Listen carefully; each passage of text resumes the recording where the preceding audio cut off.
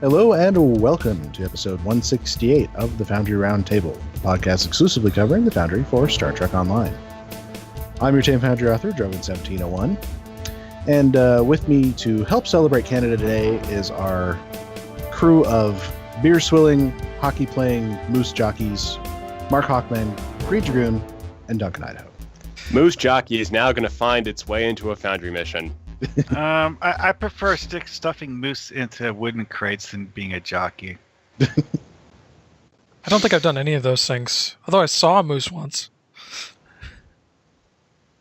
Before we go on, Bloodleaf is saying that he can't hear anything, so are we sure that we are on?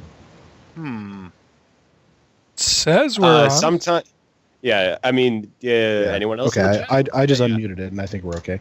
One thing I've noticed is that Twitch can occasionally... People have been reporting in the Star Trek stream, like, oh, I can't hear anything. That's a Twitch thing, so refresh browser. I was just recommending that. Yeah. So here, I can... But I unmuted. I think we're good. Yeah.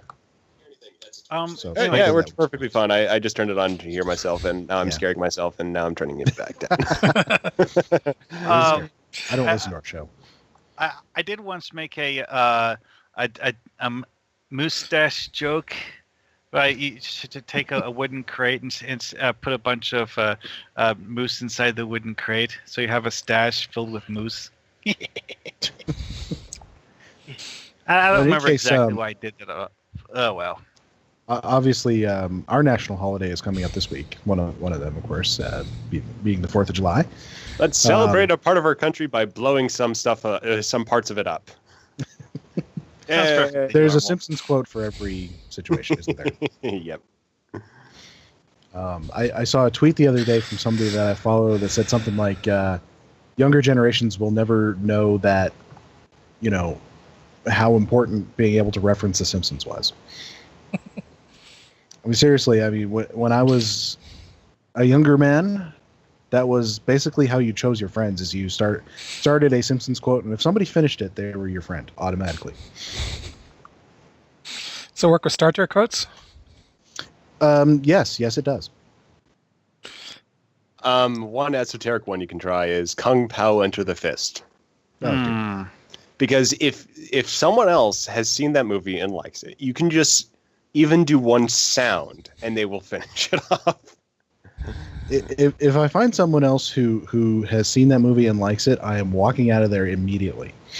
Hey, this is my most hated movie of all time.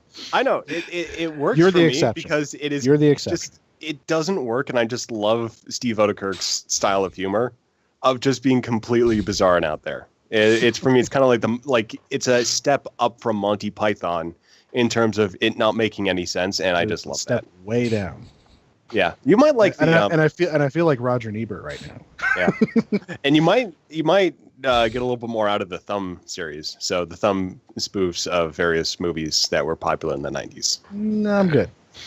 He spoofed Phantom Menace. And that movie spoofs itself. Yes. Anyway, obviously, we're here to talk about the Foundry, as usual. Actually, we're not going to start out. We'll start out talking a little bit about the Foundry, and then we're going to go do something else for a little bit, because of course we have the weekend event is the no-win scenario, or actually more accurately, the Kobayashi Maru scenario. So we're gonna play a run through of that. Duncan has shown us how to cheat, basically. Yep. Kirk style. Yep, we figured out the Kirk the kind button. of cheating you get rewarded There actually is a Kirk button for this one. It's pretty simple. You just have to have the Lucari event chip. Yeah. Which everyone should get those chips, because there's no reason not to. Oh, yeah. At the very least, they're good Admiralty cards. Yeah.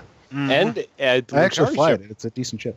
Yeah, it's a sort of a good engineering science ship, and it does look like a flying Dorito, or in certain lights, the spaceship from this island Earth. I can see that. Oh, there you go. I hadn't thought of that angle. It depends on how much Borg technology you attach to your ship. Yeah. We all love doing that, don't we? The simulated set. Do we want to get one person in here for finishing off the set for no win? We can ask for volunteers from our chat room. But while we wait for a volunteer, wanted to mention that there was a rather significant bug in the Neverwinter Foundry that has been fixed, which is obviously a good thing. It was something where they were not able to place assets. Is that right, Mark? Basically, the way it worked is that whenever you brought up the list of to choose an asset to place on the map, the list would come up blank. Which, That's not yeah, it kind of made things a bit difficult because you just couldn't do much of anything. I mean, you could write dialogue prompts. You could do things like placing reach markers, and also you could just like take a basic map, and like place enemies on it. You couldn't make custom costumes for those enemies, but you could use any of the default costumes in the game. So, it's horribly broken, but kind of still usable.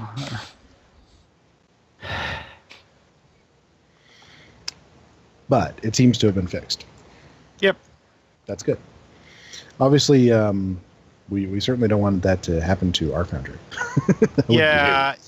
You should have seen the rage posting by the Neverwinter Foundry authors. And they've had to kind of go through a lot lately because they had some like really significant downtime, like months and months, just recently. Yeah. Yep. Also, they don't have a Maria. No.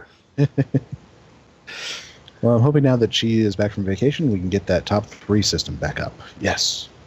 Let's fingers crossed. Actually, my character is doing that right now.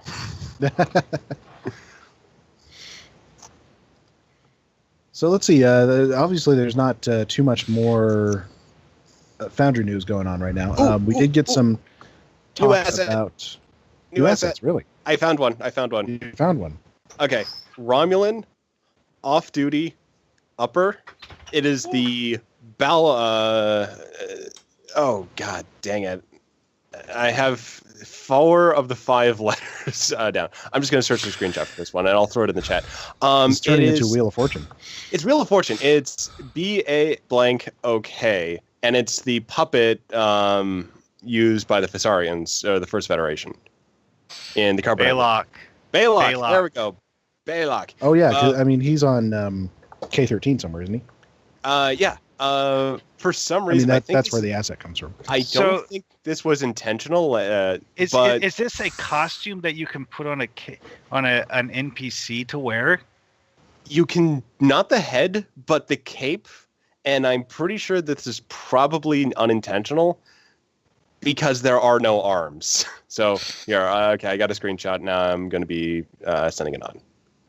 So using this costume makes it so that the character has no arms. They have a cloak, and that is it. They've got hands, but no arms. So yeah.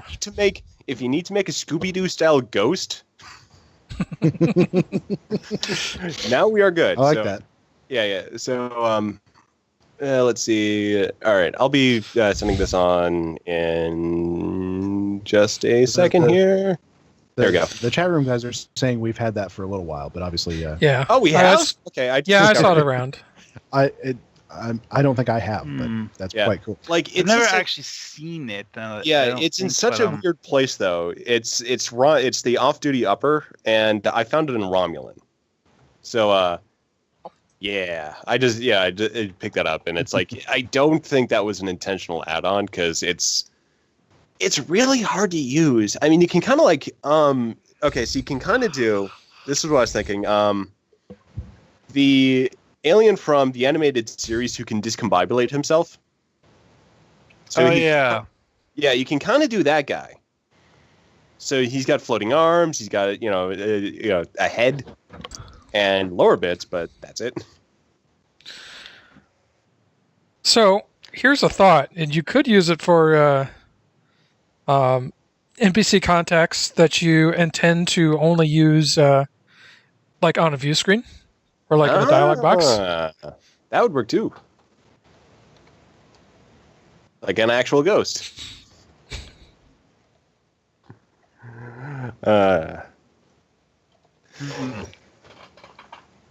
Yeah, very weird that it doesn't have arms, though.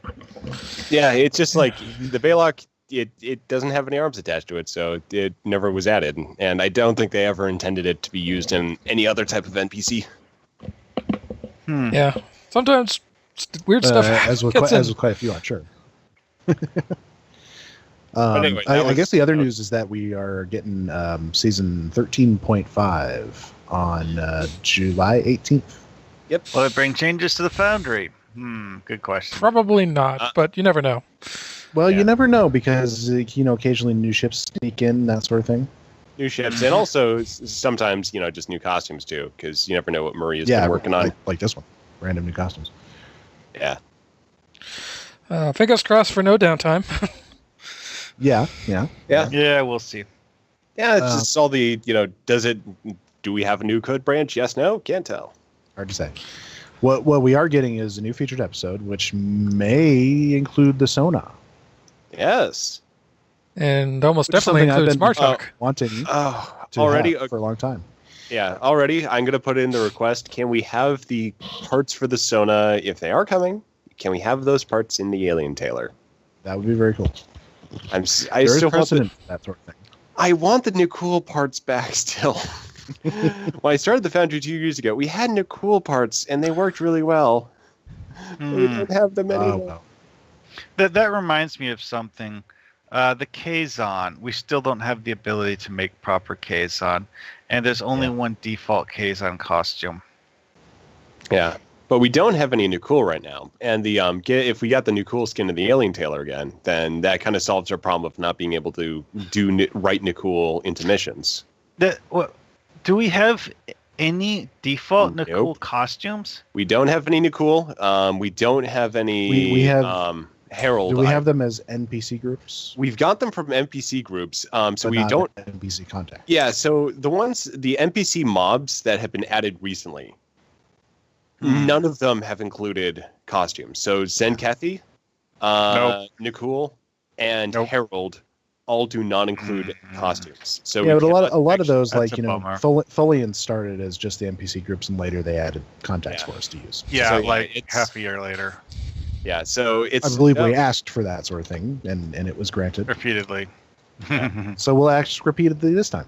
Sounds like a plan. It would be nice to be able to write missions for those, because I mean, we can they're useful right now because we can reskin them, so we can use them basically for custom aliens. But we just don't have that branch of storytelling, and I would like to actually have some Herald, because I might have a mission in mind that could use those. That would be nice. Otherwise, I'm going to have to get creative and create a new thrall species, and it's like, that might be a little weird. Well, all right. We have our fifth person, a volunteer for our no-win scenario run. Our former co-host, Hippie John, has graciously volunteered himself. Sweet. Lamb to the slaughter, like the rest of us here. So we are going to go ahead and queue for this, and we will see how far a bunch of Foundry authors can actually get. You're doing unlimited, right? Unlimited? Yeah, unlimited. Untimed? Yeah, okay. Untimed, because otherwise it actually isn't that hard. Because you can get up to wave 12 on the timed one, and that's about it. Yeah. So let's try unlimited. Well, I'm following your advice here. Oh, also remember that if you see Federation or Terrans, prepare to pop shield heals, because they still have those killer tachyon beams.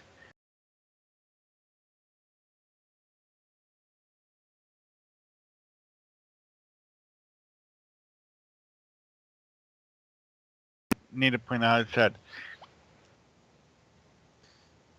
I went through several waves the first time without having my shields go down, and then suddenly, poof, my shields just evaporate when they get there. Yeah, because keep in mind, the enemies keep scaling up. Didn't kill me, but here's a question.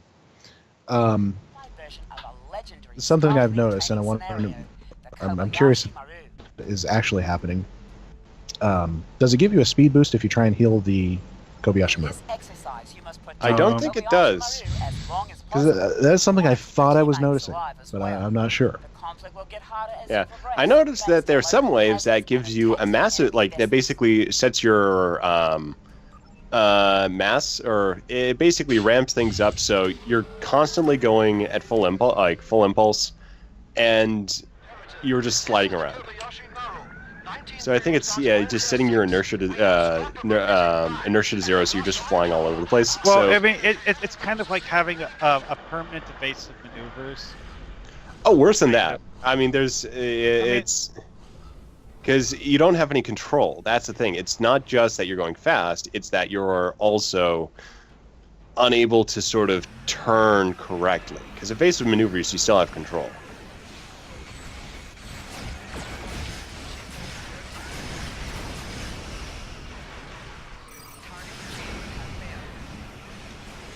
We.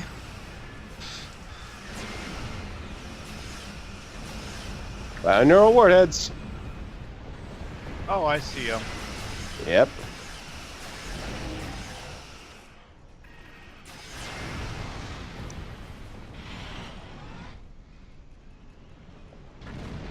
It's not over yet. The next wave is coming. The next wave is coming. Or is it? Doomsday Machine. That wasn't in the movie. You cannot destroy the Doomsday Machine. Don't even try.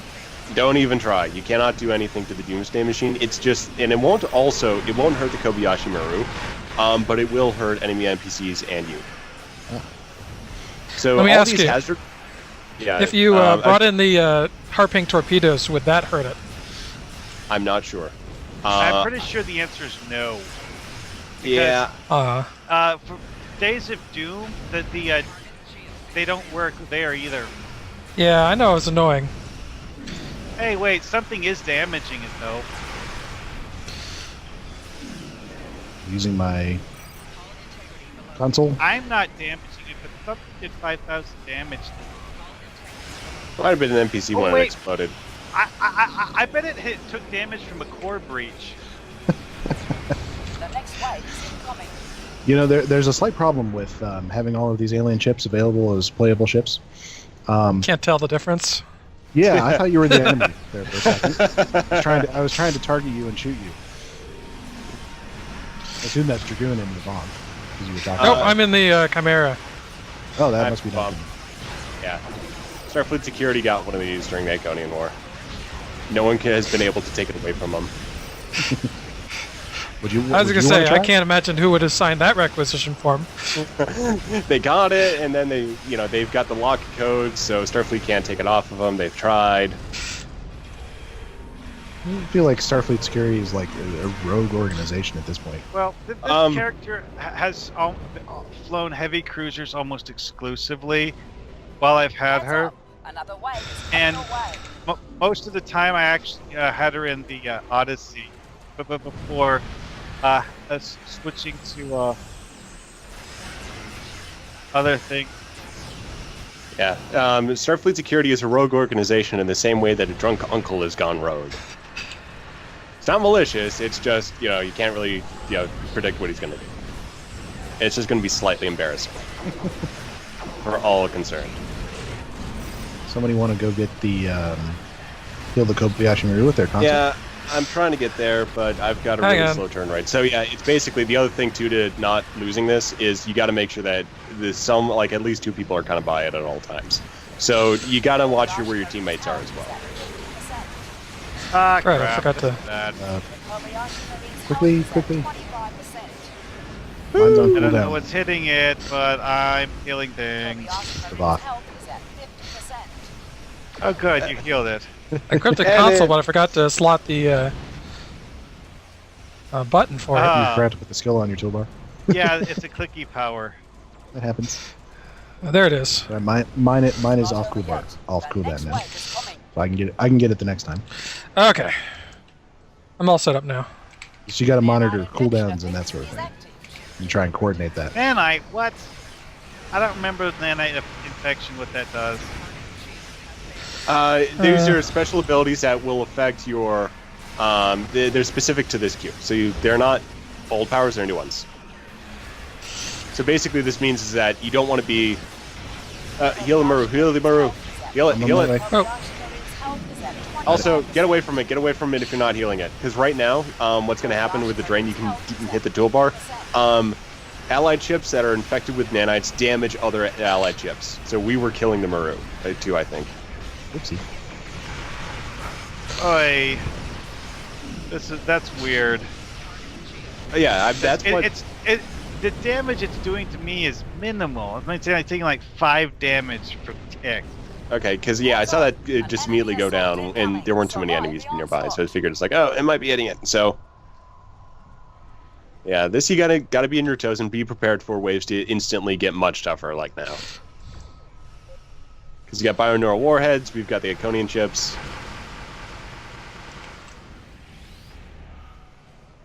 And those stupid EMP probes. Okay, who's got Things are a gigantic pain in the butt. Who's got a Hang on. Lucari console that's not on cooldown? Be ready. Yeah, unfortunately, I used mine last round. Maybe John, we're counting on you. I'm dead. I got chain disabled by multiple EMP probes. Yep. No, I died. This one's not looking good.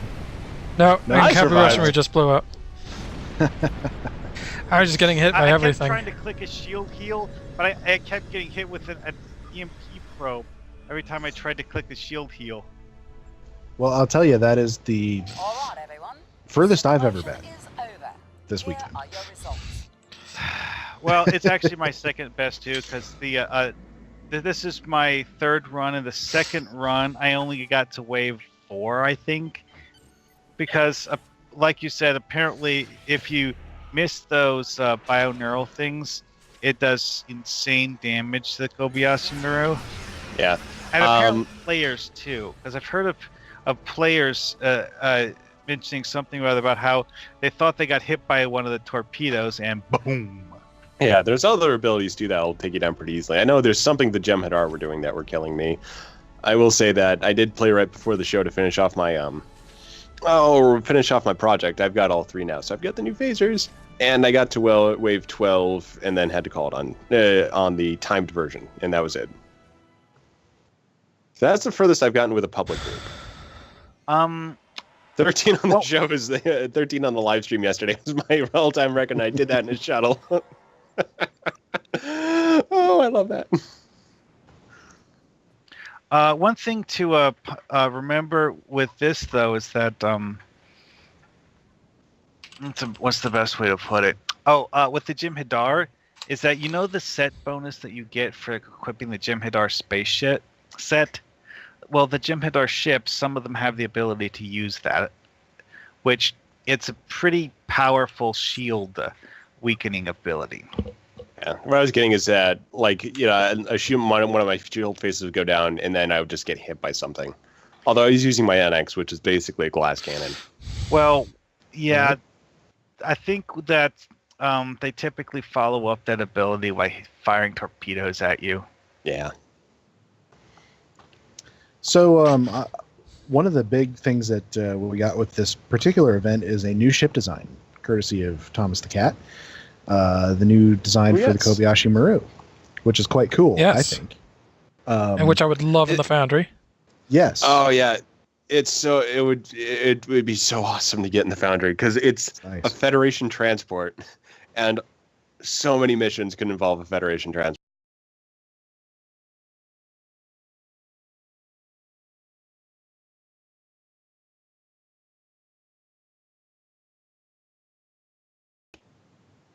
Oh, I could actually lost everyone. And I think I did the full count of 8 missions which I could potentially throw in. And the only exceptions would be my distant future missions where it just wouldn't. Actually, no. It'd be funny to throw it in there. 4.5 million years in the future, and guess what? They're still using this thing. No, you might have to set a mission in the present. Oh, yeah. I mean, I've got, 10 missions set in the present? Oh, wait, no, 11. That's a lot. Yeah. So it's actually based on the one that you see very briefly on the simulator view screen in Star Trek 2009. only a Prime Universe version of it using TMP parts. Yeah, refit Constitution / Miranda parts. And I like the saucer. I mean, that's kind of like what struck me about it. It's a good design, but it's sort of like this. Yeah, it's like a half Miranda. Yeah, with some added parts to it, and some parts from the Soyuz too, actually. Yeah, I mean, Thomas was saying that he used those. Yeah, the back of the. He really loves kit bashing stuff, doesn't he? Yeah, and I'm just thinking that it would just be like we could just basically get an entire season of new Miranda parts. I mean, I don't know how many more are left. But we can start, like, Cryptic can start making some up, just new. That's I think that's kind of it for, quote, official designs. Yeah. What was it? He was talking about how he was kit bashing, and I was like, I tweeted him, yeah, bring on all of the Miranda variants you can think of, and I tweeted the worst looking fan design I could find at him. It was this weird elongated thing with, like, 4 nacelles, all at odd angles, and it was just weird. Because I was thinking ugly. What you could do with the Kobayashi Maru is that you've got those underside cargo pods, and one immediate swap is that you could just replace those with more nacelles and get something that's an evolutionary step towards the Constellation class. Mm-hmm. Or you could eliminate the cargo pods and have something like what the Miranda was originally supposed to be like. Yeah. Because the old story about how I can't remember if it was the director or producer or somebody involved with the film was sent the designs from the designer and opened them up upside down, and that's why we have the Miranda and okayed it, and that's why we have the Miranda with the nacelles on the underside. Yeah.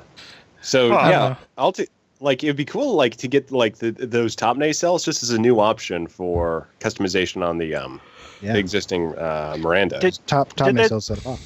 Did they ever give us the Phoenix variant for the Nebula? I think so. Yeah, we got that mission pod. The one that's that weird disc-looking thing. Yep, we got that. We do. Okay. Cool. I think that came when they made the T6 version, right? Yeah. That was part of. Yeah, when they did the reskin. Yeah. Although one thing I'd like to see is some creative attempts to create new variants of the Sovereign class. In the very same, just really restrained, just move some parts around, add on a mission section, something like that.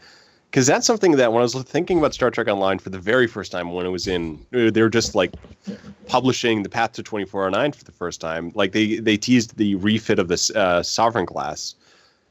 And what we actually got were the kind of outrageous designs, and I've been hankering for something that's basically just a minor update on the Sovereign. Kind of much more so, because they did the Archon and the Regent. Those were the 2410 version. Yeah, and they were good ships, but they were just too different from the Sovereign. I'm just looking just like a third nacelle. I mean, just something like that, like a science style mission pods. One idea that's always I guess amused me isn't necessarily the right word for it, but so something that I always wanted to see was taking the pieces for a Federation ship and just rearranging them as something that's just totally alien.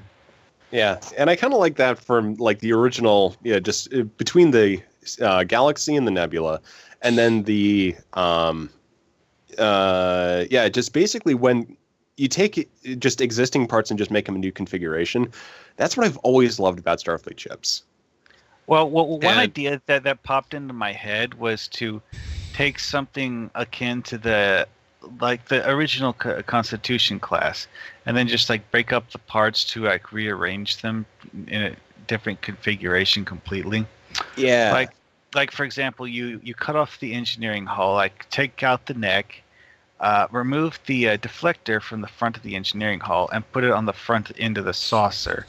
Then connect the engineering hull to the saucer, and then you have 6 pylons sticking out of the sides of the engineering hull for the warp engines. Yes, I said 6 warp engines. Add more. I told you it was a weird design. So we're talking about in the chat room mission titles, and as I've mentioned many times, of course, anyone familiar with my work is I use song titles for my mission titles. And Hippie was asking me, so which song is Sink the Bismarck? And Sink the Bismarck is an old Johnny Horton song that I used to listen to Johnny Horton when I was a kid. My dad was a fan. It's basically about, the World War II battle at sea, that resulted in the sinking of the Bismarck. So yeah, I don't know. How do you guys come up with mission titles? We've asked this before, but I don't think we've asked this since you've been on the show, Duncan. So no, I haven't talked about this one. Yeah. So by and large, all my missions are one word, and the great exception to this is Legacy Beta, and that's been pushed back quite a bit.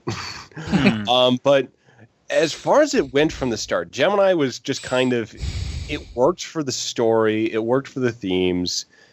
And it just sort of like, it was basically perfect. And then for my second mission, I went with Polarity because there was sort of a duality. And then things just kind of like, I just need to kind of keep making something that's, not necessarily scientific, but can maybe be used in scientific context or just refer to advanced concepts. So there was then entropy, continuity, echoes, inversion, refraction, entanglement. So, yeah, it's basically one big word.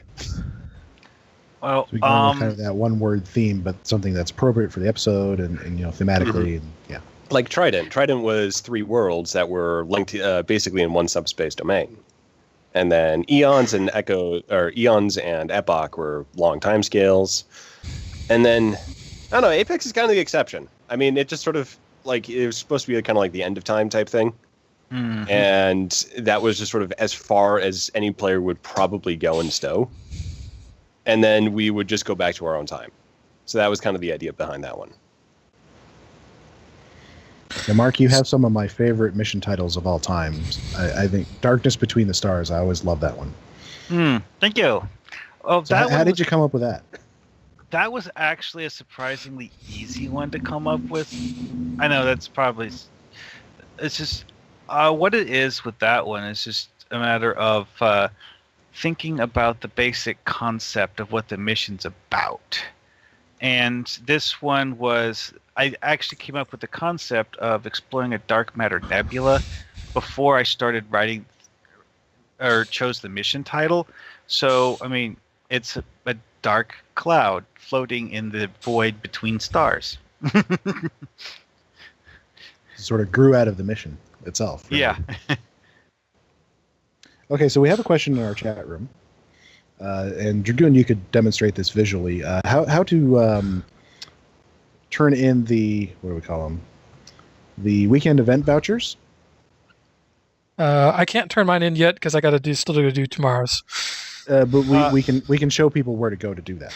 Okay, sure. So if you open your, you go to the reputation. Events. Select tab. Active project, and then there's an event rep project for this. Yeah. Same as you would for the summer event ships and event like Q detectivity. Event. Yeah. Yeah. Mirror invasion, that sort of thing. Basically, all of the Q things. Yeah, it's a very, very useful place once you keep going through different reputations, because that's where you're. If you go to the store tab in that part of the reputation, you can do all your item reclaims and ship reclaims from that point. So whenever you make a new character, you'll be definitely going there. Dragoon happens to have 3 of them open on this particular character in progress. For this one, you need 3. Obviously, you can get one today and still be within the 20 hours to get one tomorrow. So hopefully, Mr. Zero Banana already has one. So I don't know if he'll have time to get a 3rd. No, probably not. But you can keep the project open, fill it with 2, and then next time, probably in a year's time when Kobayashi... it might be a while. Actually, from what I've heard, the vouchers from Arena of Sumpec are identical to the ones from this event, and apparently some people got the special weapons for this on day 1 because they had vouchers left over from Arena of Sumpec. Yeah, they're just labeled as weekend event vouchers, so they may be pretty generic. Yeah. Then if Sumpec comes around again, then you can pick it up that way. Also, if you look closely, these vouchers are account bound, so you can store them in your account bank instead of giving them to a character. Yeah, that's actually pretty critical because you might end up finding that you're maybe playing the event multiple characters, and you might pick it up on a different one than you've previously played. So because the event vouchers, you only get one per account per 20 hours. Yes. So the only way then to get your project completed would actually be to do an account transfer. So you actually need the account bank to do that. So if a recommendation for players, if you have not picked up your account bank from the C-Store yet, go ahead and do that. It is a hugely useful tool, even if you've been mailing stuff about, and it will save your life when it comes to these weekend There are events. certain things that cannot be mailed. Yes. Like Yeah, so, and it just comes into play when you've got extra account-bound weapons that one character doesn't need, and you pick those up from log boxes. You can transfer them over, so you're not wasting resources. Mm-hmm. And it's more of inventory space. I found a lot of things that I like to share between my characters, so I throw them into my account bank, like tech upgrades. That's actually a large part of what I keep in my account bank. Is it just put piles of tech upgrades in there so that I can get them out whenever I want to have any of my characters use one. So we got distracted a little bit and didn't ask Dragoon about his mission titles. Of course, he only really has the one. Two. Oh, he's got two. You have two? Oh, okay, yeah. I've got In the Shadow of Midas and Eve of Resolution. Yeah. How did you come up with Eve of Resolutions? So far, my titles have kind of usually been play on words, and I tend to do the same thing for all the titles I come up with for the shows.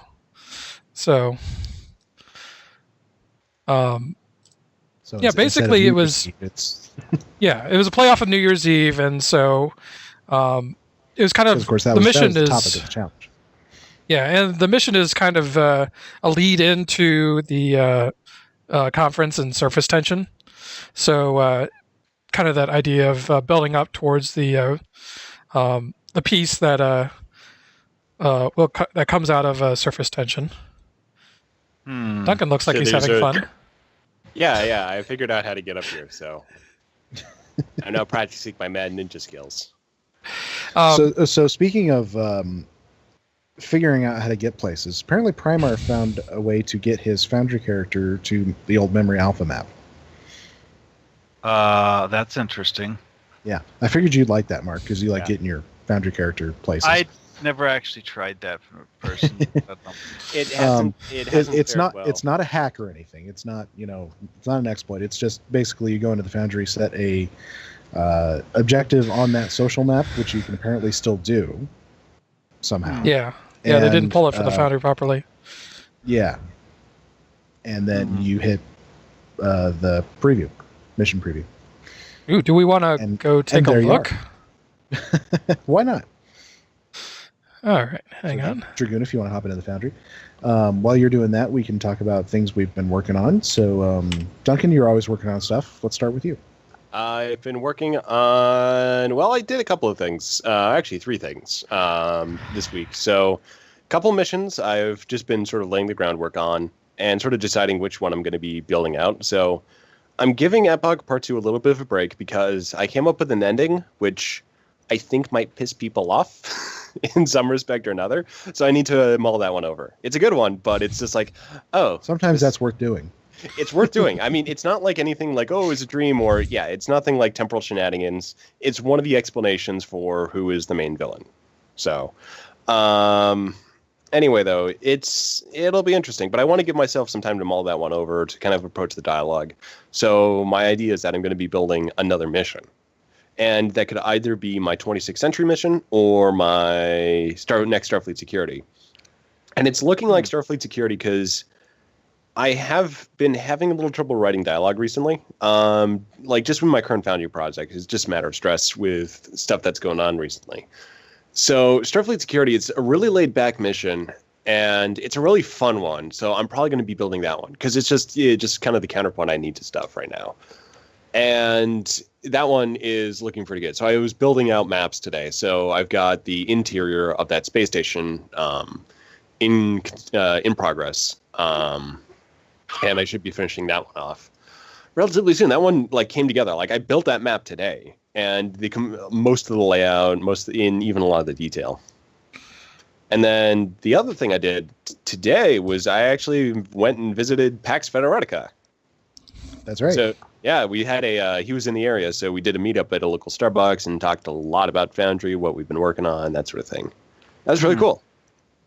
Yeah, he gave me some to meet folks in real life. Gave me some. Yeah, and he gave us some really good suggestions on things I might consider for next season of Star Wars Fleet Security, and that might be that will be showing up at some point in the future.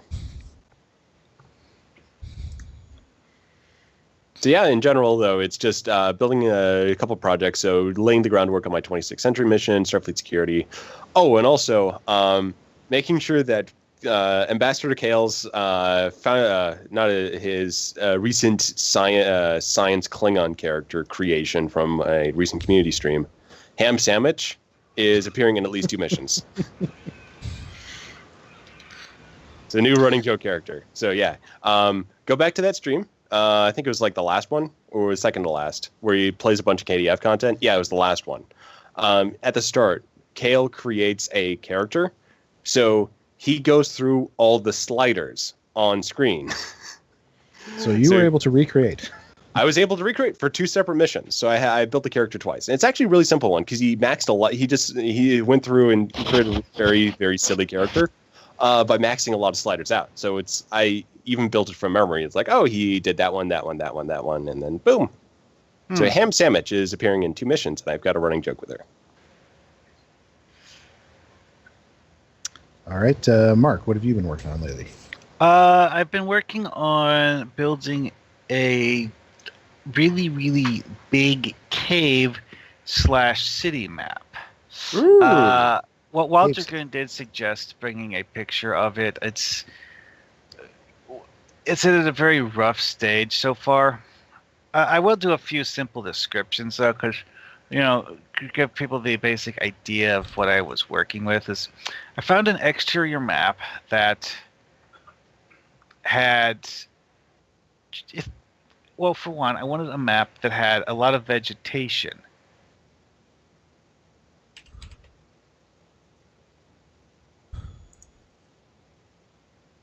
So, but not a bunch of large vegetation. Which I know that seems like a bit of a contradiction, but hey, The other main thing with this map is that I wanted something that didn't have a bunch of other large obstructions on it. So, I mean, having stone arches and stuff like that was actually acceptable as long as it wasn't an excessive number of them. So you could probably build those into your, use those as part of your build. Yeah, a stone arch here, stone arch there. It's no big deal, really. Sounds cool. So, Dragoon, are you ready here? Yeah. So, funny thing is, I think it tried to auto beam me out because this isn't the map I'm supposed to be on, and it failed because and it fails. It fails because the map transfers aren't working at the Foundry. This is something that maybe only works until they fix that. Yeah. Yeah. Wow. One thing he did mention is that it looks very cool with the new lighting, which we've never seen Memory Off with the new lighting. So true. Well, we do have certain Foundry maps where the base map has the same general decor as Memory Alpha. That's true. But it's not Memory Alpha itself, and there are certain things in here I don't remember. These things that look like giant pupa hanging from the ceiling. Those don't look like plants. Those look like bugs. So really, what might have happened, if you look bugs. At the central planet, that's no longer... It's basically, I think some of the assets are being swapped around. Yeah, that used to be a some star. things are just completely missing. So yeah, that used to be a big hollow projection, and now it's an actual planet. So I think we're seeing some of the reasons why Memory Alpha was removed. I think the floor texture too is now completely different where you're at. So certain parts of the floor are different from others, though. That's one thing I noticed is that the hallways are not that shiny metallic stuff, while some of the rooms are. Yeah, so the hallways look more like a weird carpet. So yeah, like some of the stuff might have been partially updated, some not. So yeah, this is basically not going to be a map that will work well. But funny thing is, it still has the old NPCs on it. Also, if you had crafting materials, you could actually do crafting.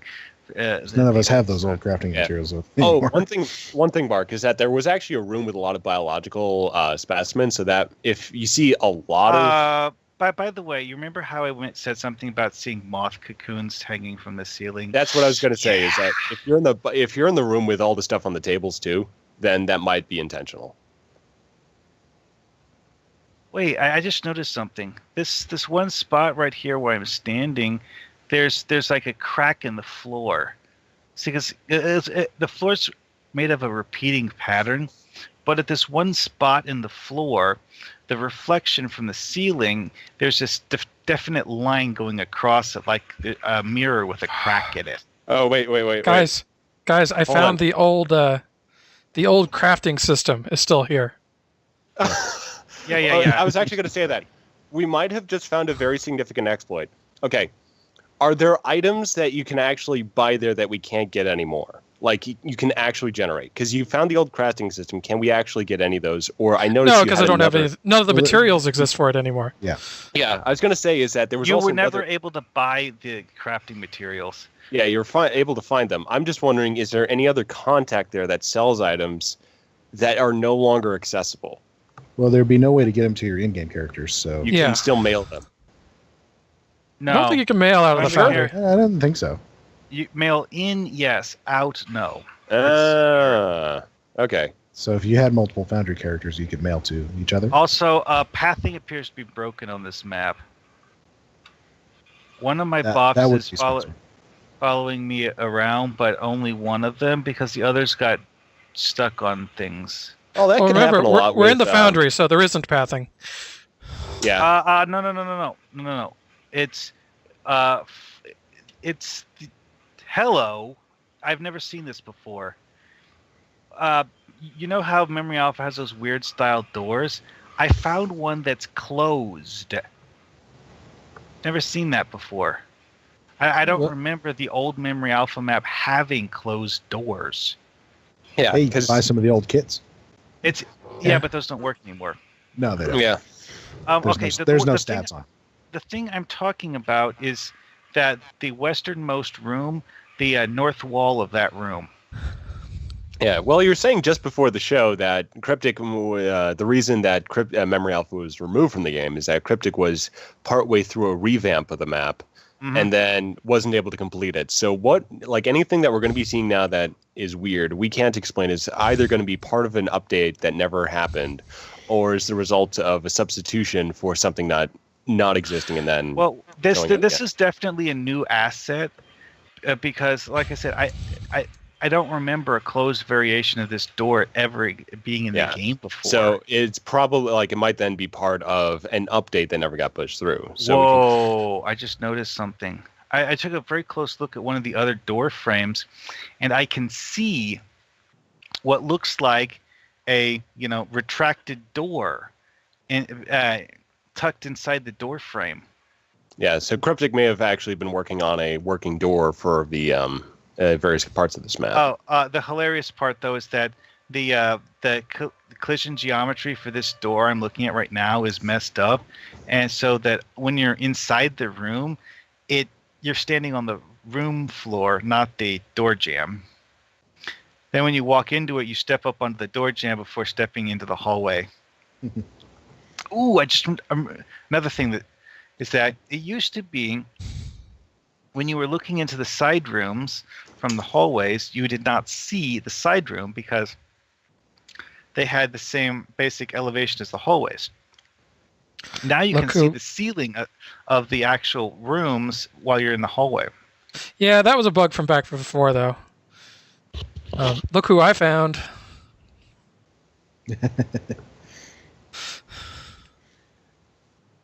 But how can you be there, Thomas? You're getting a drink in Club 47. Undine! This is past Thomas. It's an Commander echo. Aniscient. Let's see, Clone, Undine, Changeling, Mirror Universe, Quantum Transporter Replicate. Kiriyoshi O'Brien should be there somewhere, shouldn't he? Yeah, it should be over in this room. So little blast from the past here. So I know we kept joking around all the time about the what led to the closure of Memory Alpha. Is that something? The horrifying secret. You guys, every time when I suggested that we do a rebuilt version of Memory Alpha, you guys said I should destroy it. It looks adequately destroyed already. Well, that's what we do in the Foundry. We build beautiful things and then we blow them up. Yes.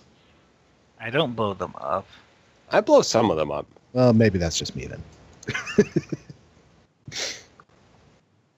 I mean, I don't think it's just you, but you know. Yeah. Admiral Aaron, give him something. He will blow it up. Admiral Aaron, yes. He will find a way to blow it up, even if it's not combustible. Just add enough tricobalt and everything will sort itself out. Admiral Aaron, we only gave you a plush kitty. What did you do? So let's see. Dragoon, what have you been working on lately? I have been continuing to work on my refugee colony. Hey. Wow. Excellent. Linus, it's happening. I know.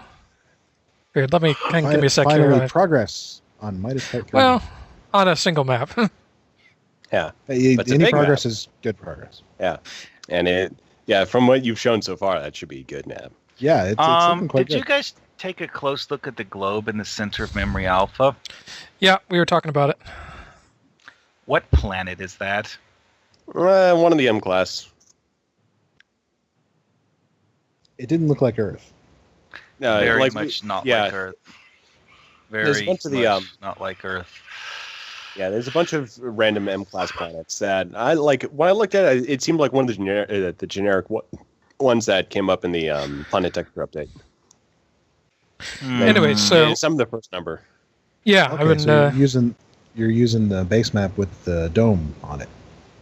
Yep. That's so a cool the one from what is it, Hobus map? The old Hobus map. I just noticed something else that's very interesting in the central room that wasn't there before. Those little they look kind of like star charts attached to the walls, but the ones in the central room attached to the ceiling are orange. And that's different, very different.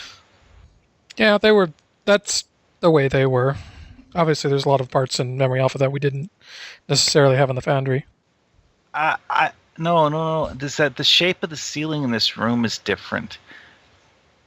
I think that the orange version of that was actually a new asset that was built for the revamp. No, I think that's the way it was before. The way I remember it, the map was more monochrome than what I'm seeing now. Yeah, but it changed a little over time. And there's also the new lighting system that might change a few things around. Well, the new lighting system does things like making it so that I can see a reflection of the orange stuff attached to the ceiling in the floor. That is a very cool thing. So there is actually something else that I have been working on, and that is content for our website. That's right. Yay! So I have been... I've basically got episodes, the current episode back through episode 61. Or 161, sorry. And so I figured that's far enough in the past that kind of includes all the most recent episodes. The Foundry Roundtable episodes tend to be a little topical, so I'm not in as big of a rush to try and catalog too far back. And they're all on YouTube anyway, so if we need to, if you need to link somebody to a specific episode, you can find them on YouTube going back further than that. So. But I've also started loading up the Foundational Foundry episodes. And I started working on a guide, which is a version of the... hang on, let me pull this up real quick. Trying to talk and show things at the same time. Yeah, but you posted on Twitter that you're working on this, and I was super excited because I could actually really use it.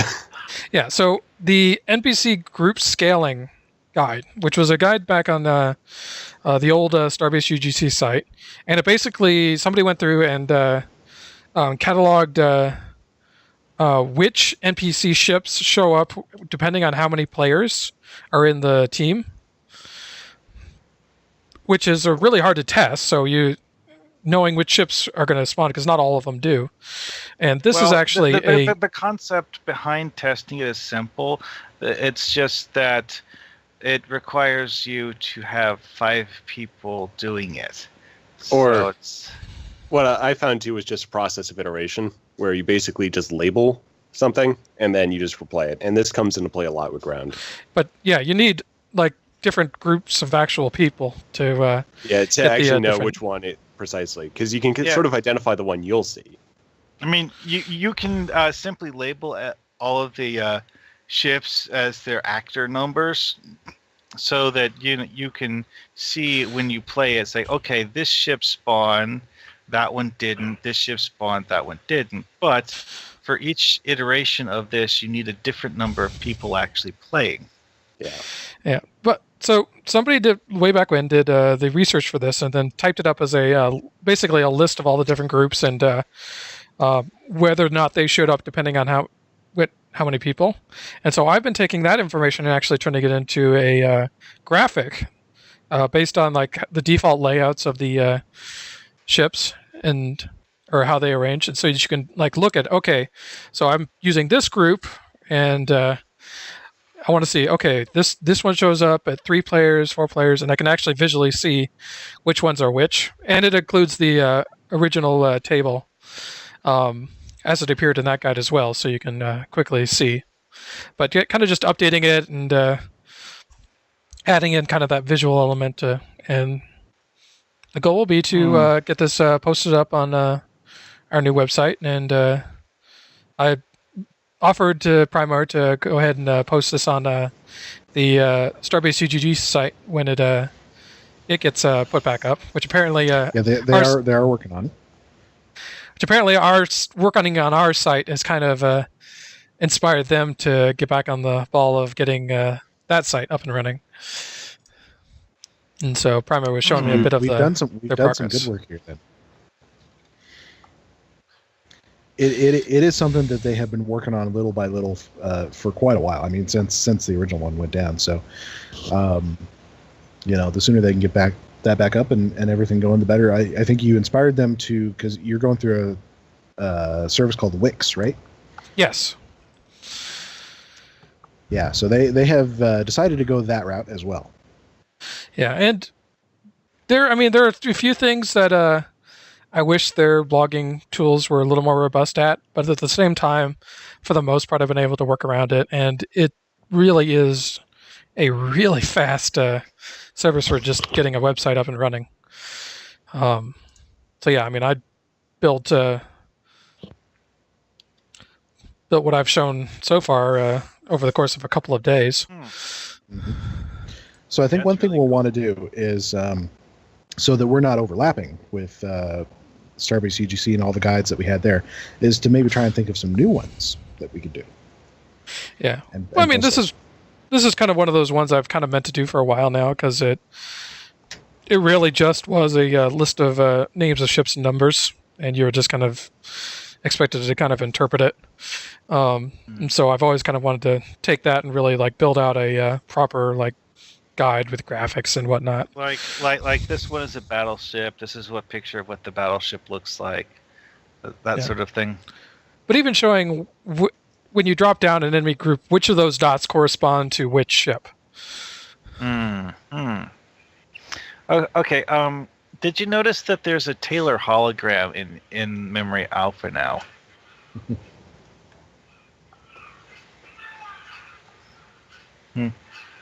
Oh, well. It's not like an interactable thing. It's just one of those weird things that you see in some of the social zones where they actually have a tailor. I think we had some more of those, in the original launch maps, like old ESD. Ooh, I just noticed something. Some of the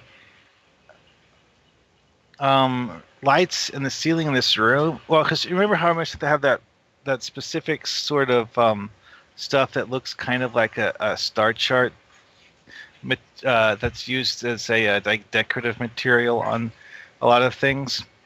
Well, in this particular room I'm in, which is the one where it had the little crafting tutorial way back when, they're purple. In most of the other rooms are like white or blue, but not when they're purple. Kind of interesting. It's almost like he was going through and giving each room its own color scheme, because one of the other ones here is like most of the stuff is lime green. Very interesting. It makes you wonder, what would Cryptic have come up with had they, gone through with a really good revamp of Memory Alpha here. Here's something else I'm wondering about. I just stepped into the hallway again and looked towards the center and realized that there are certain assets above the ceiling. Maybe that was like buildings or something. Maybe that's just something that wasn't finished, and maybe it's not actually in the location it's supposed to be in. But still, kind of interesting. I see what you're talking about. So I can tell you what I've been working on. I've been doing some scripting and some characters, working on some characters for my Infinity mission. The quote canon Infinity mission, which is kind of what I think of it as. Although certainly the 3 missions that we got for our challenge are very good. So I was working on making characters for the bridge crew of the U.S.S. Infinity. I mean, we had the captain, and I gave the captain to everybody to use. And my thought was eventually you will, because they've been trapped in stasis this whole time, since, from the 22nd century to the 25th. And I was like, okay, so yeah, I'm going to create a bridge crew. And then Duncan actually wrote essentially his version of the lore blog from this week about the Kobayashi Maru. Took some of his characters through the Kobayashi Maru. I was like, oh, I could do that. That'd be fun. Maybe it'll help me get to know these characters more. So I took the entire bridge crew of the Infinity, and I was like, okay, maybe they went to the academy together. And when she was finally, promoted to captain, she was like, I'm going to pick all my old buddies from the academy. Although maybe I might throw in one that she didn't pick because she hates him or something. You're not going to hilarious. You're stuck in a group project kind of a thing. There's always going to be that one person you're like, oh God, I hate this person. Can we just be done with this already so I don't have to deal with them anymore? We all remember that from school. Yep. Yeah. So I've actually started writing my version of the lore blog a little bit. I'm just a little bit of the way through it. I'm having fun though with the idea of, how much do the cadets know about the Kobayashi Maru already before they take it? Yeah, that's what my lower entry kind of played with, is that they didn't know exactly when they would have it, but they sort of because it would be a semester where they're doing random starship training, or they're doing starship training in the simulator, and they know it's going to come. They each have their turn as captain. They know it's going to come during the semester. They just don't know when. And then I had Jagoro from Starfleet Security figure, basically, she basically got a little over worried that it was going to be this week, and then it was this week, and she just had a breakdown. And then Ross. Kirk apparently figured out the exact date, and even managed to figure out how to sabotage the. Well, that was his third attempt. Yeah. So he had taken it twice before. Yeah. Well, he might have just it came up, and then he's like, I'm going to beat this. So he kept doing it in his own time. Like he got it as like the random pop-up, and then he's like, no, this wasn't good. So then he just like loads up the program. You know what? I just noticed something that didn't occur to me when I beamed in. The transporter pad on this map is a different color than the other Federation transporters in the game. It has this kind of like a golden color to it, and the other ones are blue. So I was thinking about the Kobayashi Maru. I was thinking that, okay, so once a cadet takes it, they're ordered to not speak about it. Yeah. So you have commissioned officers, and anybody who's taking the test is under orders not to talk to the underclassmen about it. But rumors are still going to get around. Oh yeah, and that's how mine went too. Yeah. So I was playing a little bit with that, and I came up with this funny line where, so it's from Captain Meyer's perspective, or cadet captain, and she's thinking, reminiscing about how her astrobiology lab partner tried to convince her that the Kobayashi Maru is actually a telepathic pitcher plant. Amusing. And then I have the line, as if something like that could be real. I think I figured out the main change to the map here. It looks to me like all of the ceilings, except for the hallways, are higher than they were before. So there's new assets in the space where the ceiling is. I had that the ceiling just went away. It could be part of it could be part of an update, or it could just be things are slowly breaking down in reality here. I haven't seen sections of the ceiling that are actually missing. It's just all the parts I've seen just look like it's got raised up several feet and reconstructed entirely. Because looking at it, the old hologram in the center that used to be like the biggest thing in the room, in the big main room, it's actually still there. It's just that it has that gigantic holographic planet above it, so it doesn't catch your attention quite the way it used to. So sadly, you can't put this memory alpha map in a published mission. No. Because, of course, if you set an objective on a social map, you have to physically go there, even if it's in the middle of your mission. There's no way you can get to this map, of course, in the game world. So, unfortunately, this is the only way you can view it. So this is just just a retrospective on the fact that this map existed.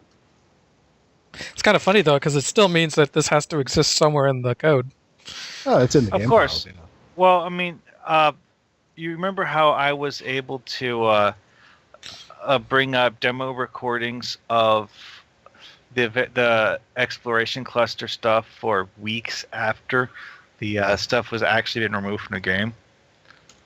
Ooh, also, another thing I noticed is that there's a column style used in the part of the main room that I don't think I've ever seen anywhere in the game. It's it's kind of like a flat Y-shaped column with glowing lines on the sides of it. So why don't we move on from Memory Alpha? Let's do some more fun stuff in the Foundry. This is something we've been kicking around for a few episodes. We haven't been able to get to it. Someone put on our show notes, and I'm not sure who, so we're gonna find that out in a second here. To demonstrate how to make a street lamp. Oh yes. So which one of you creative geniuses wanted to demonstrate that? Well, I can demonstrate it. Wait. Then who put it on there? Because I didn't put it on there. I didn't. Duncan, I thought you put it on there after I came up with showed the idea on Twitter. You were all excited about it. The show notes. This is from last week. No, I still didn't. I didn't touch them. I don't think I did. No. Yes, last week you added a bunch of notes. Okay, yeah. Okay, so, okay. It might have shown up there, but I mean, either way, it's all good. Okay. Let's. Because this is, like, I just got to give props to Green Dragoon here, because this is basically what has made my 26th century first ground map on that one. Is I've got the street lighting now, so I'm damn well going to use it. And I think right now I've got 8 of these on one map so far. All right. So what I don't have at the moment, and you might have to go look this up for me, is the offset. 9.8.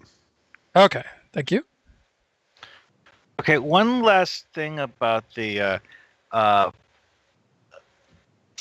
memory alpha map in the Foundry is that you can't actually interact with any of the people that you have the ability to set as contacts for a mission. Yeah. So it's just going to be completely broken. We're definitely not meant to get there at all. It's just a little bit of legacy Foundry options. That'd be funny. Zero's watching this. It's like, what are they doing? It's like, no one was ever supposed to see that. Also, the main floor, this looks weird. I don't understand. Oh, wait, never mind. I guess it's supposed to look like the way. It's just different. Okay, then. All right, so Dragoon got the Vulcan map open here. I figured there aren't going to be normally any street lights or lights on Vulcan map since it's a day map. And remember, though, your Y values are going to have to be... Because the 0 Y value is way up at the top of the stairs. Well, you can use... since you're placing 2 offsets on top of each other, you can just use terrain. Yeah. So you do terrain 0 for the street lamp, and then 9.8 for the light. All right, so we got Conley Lamppost 01, which is our one with the 4 lights on top. And then we go ahead and add the one of the ESD lights. The extra large recessed ceiling light. You can actually tune it if you use the smaller ones if you just for some reason need a smaller lighting effect on the street light. Yeah, and I went with the large one just because it created a better, larger spotlight. Oh yeah, and I found that works really well too. So I've been using this. So I've got a map that's partly in shadow, so it really helps to have street lighting on that one. Let's go with something nice and dark. Nupata. Oh, we could do now a detective crime noir on Vulcan. After doing the noir on Ryza. Yeah, so we got a noir on Ryza, noir on So basically, we've got we've noir all the things. Yeah, we could do it now. Dude, Dixon Hill, totally real detective. Clandestine meeting under a street lamp somewhere. Yeah. Dixon Hill becomes real. Or no, Dixon Hill, there's a hologram that develops sentience and gets a hollow emitter. That sounds fun. I'm under the ground. What if all of the... Light's working great, though. Okay, so all of the holo programs that you ever saw them use on Star Trek, in our century, in the 25th century, 2409, 2410, they've been liberated. They're now sentient holograms. Photonics out there in the universe. Dixon Hill, I'm trying to think of more other ones. There was they wouldn't let Moriarty out, obviously. No. Oh God. You could totally do a Foundry mission where he figures out that he's still in the holomatrix. There you go. So Janeway had a bunch. They had the one Janeway's bodice ripper romance novel. Yeah, and then the Fairhaven. the first episode they get the holodeck. This is the one with the binars. They had the bar. Oh yeah, the bar with Minuet. Yeah. Yeah.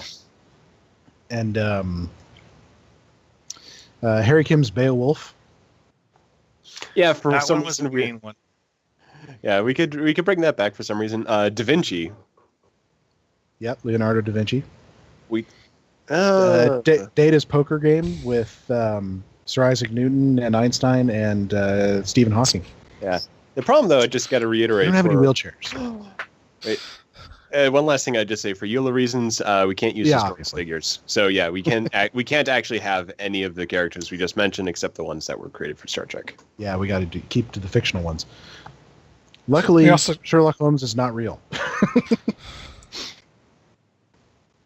Although potentially copyrighted. Well, that's your thing, is that we can't use. I don't think we can use public domain characters because when we do something for the we're Foundry, within a licensed thing here. So. Yeah, so we have anything we make, we grant the license to use that to Cryptic. If we don't own the license, like it's public domain, we can't technically grant that to Cryptic. So I don't think we can use anything in the public domain. Well, no, but I mean, like for characters, I don't like Winnie the Pooh. It's Winnie the Pooh public domain. Oh, I know he's old. I just didn't know if he. Oh. He might not be. I just figured that he might. Disney might have kept him out of public domain. But anyway, Disney, I mean, likes to do that with every character. I'm not sure if it's a problem just because Cryptic is then free to do whatever they want. Disney does own Winnie the Pooh. I'm sorry. That's just a funny line to have on the show this week. I guarantee you, no other Stowe podcast has ever said the words "Disney owns Winnie the Pooh." I'm sorry. So Dragoon has made a street light. Yes, yep. And look, I got a shadow, and it's nice lighting. Look at that. You can see the light up in there, but at the same time, detail to us which assets you used. Colony street lamp and the recessed extra large. Ceiling light from EST. And you just put that right at the top of the street lamp. Yep, and the Y value for the Y value for the recessed light needs to be 9.8 above the colony lampost's Y value, and it should slot right in there, and then just center them both over each other. Oh, yep, that's pretty cool. Yeah, and if you need to make this as like part of a upper level on a Foundry map, you can either do the math, or you can basically make the prop, and then those two elements together, and then basically just then select both, and then make sure that sort of the primary one, the Z coordinates being displayed for 0, and then you can just move that up. That's what I had to do. But I just wanted to note that Green Dragoon, if you set the show title of this one, just Disney owns Winnie the Pooh for the title of the episode. That would be pretty good. I think that's just going to be a little too good, so please don't do that. No, please. No, but you're giving me ideas. Oh, we broke Duncan this week. Yes. All right, so let's move along. One of the things I want to do is get back to a little bit of work on our Romulan bridge. This is the bridge that we're making for the 26th century flagship. Someone help me out with the name of it. Talvath? It's the Vulcus. Oh, I don't know. Vulcus, that's what it is. Vulcus. Okay. Yeah, it's the Durgath, the Vulcus, and then the Enterprise. That's right. Universe class. So where were we at? This is the one we were building that's in like vertical, so it's like 3 levels. I was taking a little inspiration from the concepts that were originally kind of put out for the Deradex bridge, but obviously they didn't follow due to cost. Budgetary reasons. We have a budget in the Foundry, but it's not monetary, thankfully. Oh. And so we were actually talking about like an epopond in here.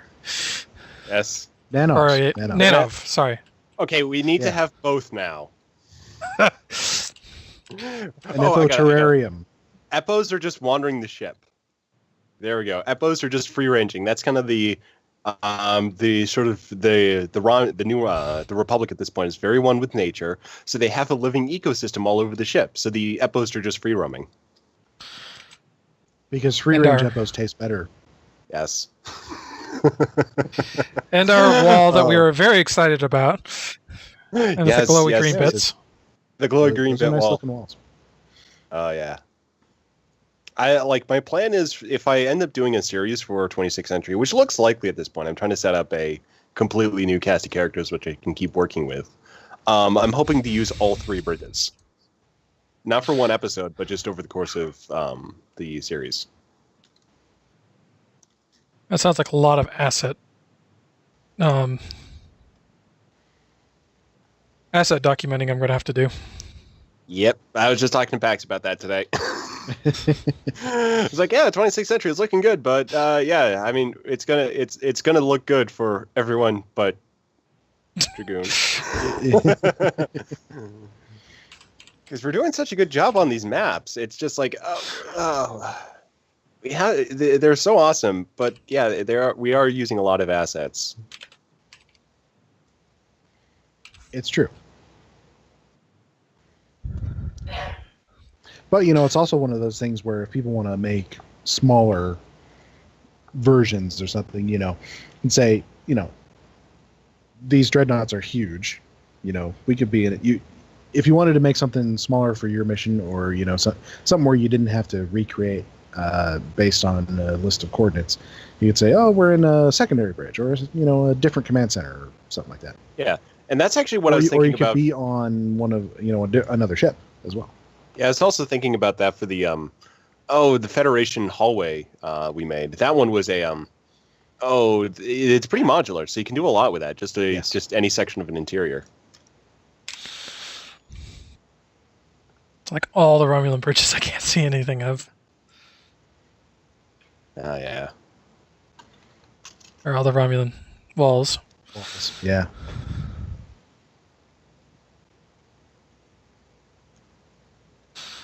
All right, so here's the hard part. Is I need to... None of these walls are going to be tall enough by themselves. So they have to stack them. Can you stack them, though? Their bottoms don't line up with their tops. No, not those ones, unfortunately. None of them. No, so I think we might have to do a little bit of cheating and maybe use a foundation wall. Yeah, okay. Building blocks. The dark one has a slight, I think it's type 4, has a kind of a green tint to it, as well as the black. So if we get the lighting right, it'll still look pretty green.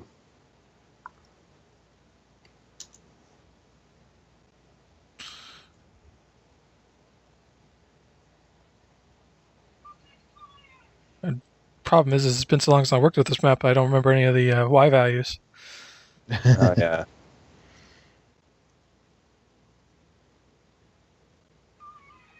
You can look at what your base asset is there at the floor. Yeah.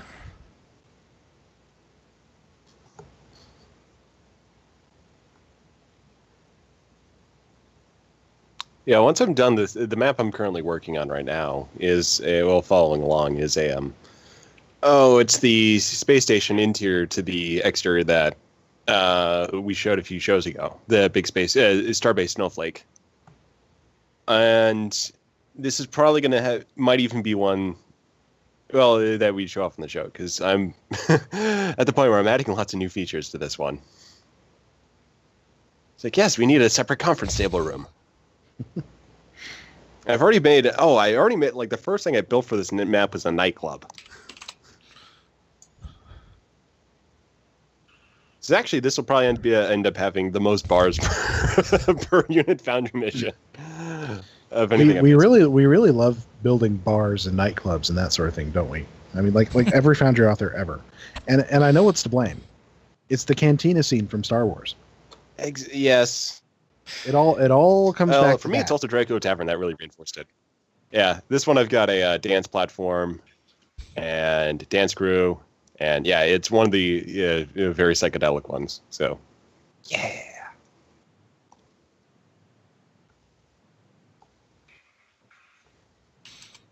All right. So, while Dragoon is building, I always like to have random discussion topics. Okay, so someone give me a number between 1 and 6. 4.2. Okay, we'll go with 4. All right, now give me a number between 1 and 7. 1. 6. Yep, he got to it before you, so we're going 1. All right, now a number between 1 and 20. 7. Okay, 7. All right, so that gives us the Deep Space Nine episode Q-less. Ah. Okay, so that's the one where Vash, you remember Vash, Picard's little, squeeze from the Rice episode, who turned out to be a rather unscrupulous finder of rare objects, shall we say? Yeah. Yep. She shows up on Deep Space Nine with Q, his one and only Deep Space Nine episode. So now the challenge here is make a Foundry mission to follow up on this episode. So we have, let's see, got the artifact. Was that destroyed or was it just jettisoned? Well, that's the question, because I'm trying to remember. It's been a long time since I've seen this episode. Yeah, so they found that there was the artifact. It was going to be destroyed. Something from the Gamma Quadrant. What did it do? Oh crap! I can't remember the exact technobabble explanation. It was going to blow up the space station. And was it like, It was a life form that was basically creating gravitons or something and drawing it towards the wormhole. Yeah. It was a creature. Okay, it was a spaceborne creature. Okay, yeah, spaceborne creature. We can work with that. Mm-hmm. So, spaceborne creature from the Gamma Quadrant. Yes. So, you go into the origin of what is that creature, where does it live, where is it from? It's from the Gamma Quadrant. Ooh. Yeah. Of course, creating our own spaceborne creature is a little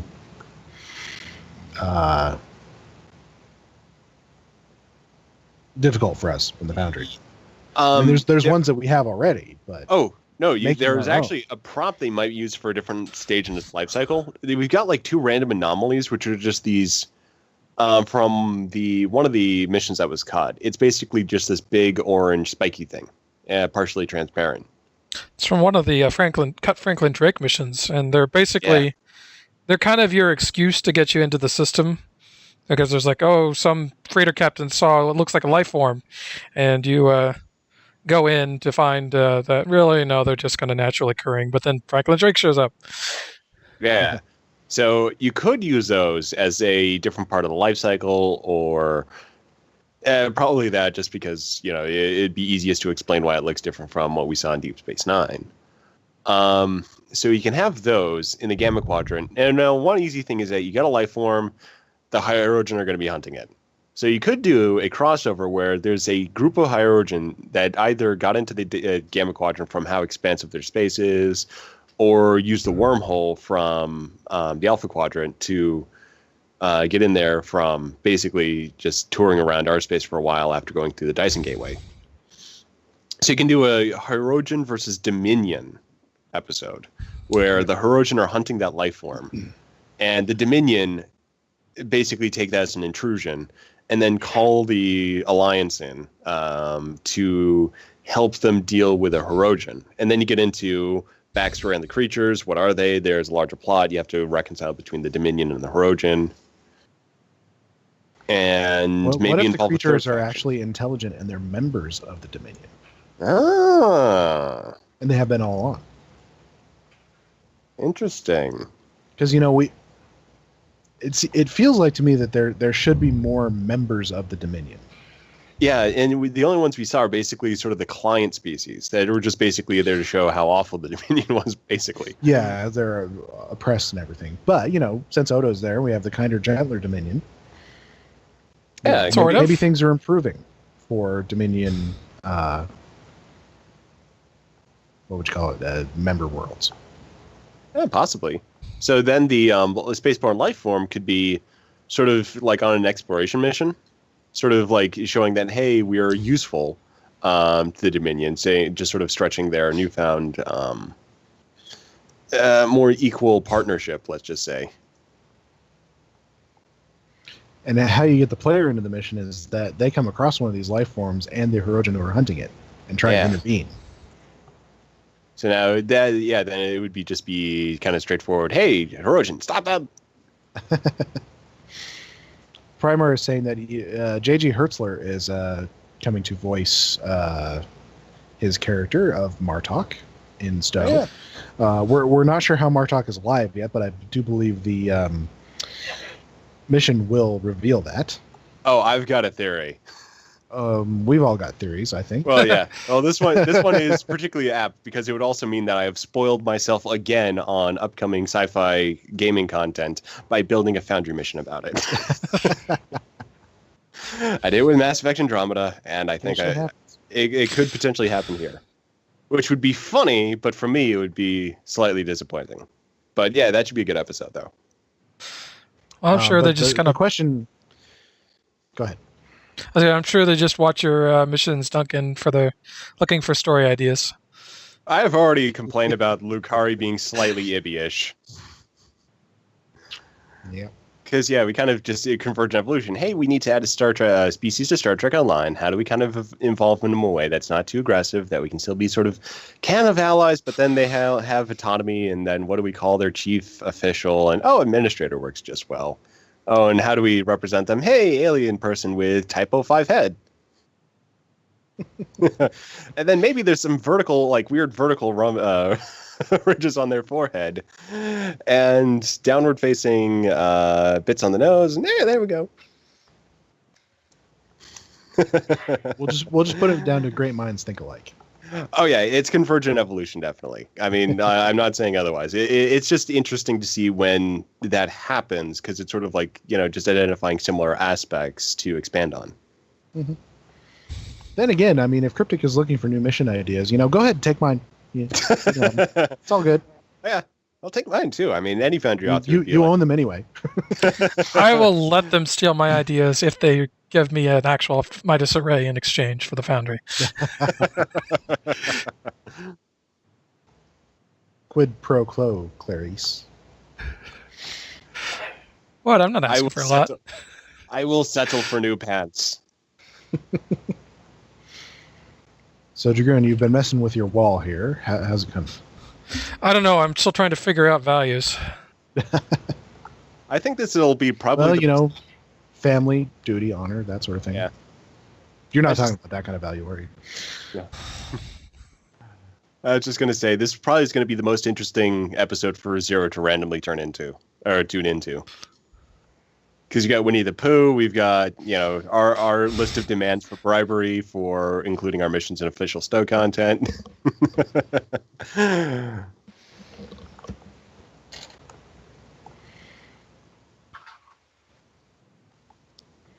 So let's see. Because, I'm just thinking about the Gamma Quadrant. Like, what else could you do? Like, especially with the Hirogen. Because we kind of, have the Hirogen chasing Lifeform X. We want to stop Hirogen from chasing Lifeform X. That's kind of a, And then the Lifeform communicates with you. Yeah, it's kind of we've been there, a little bit. That's true.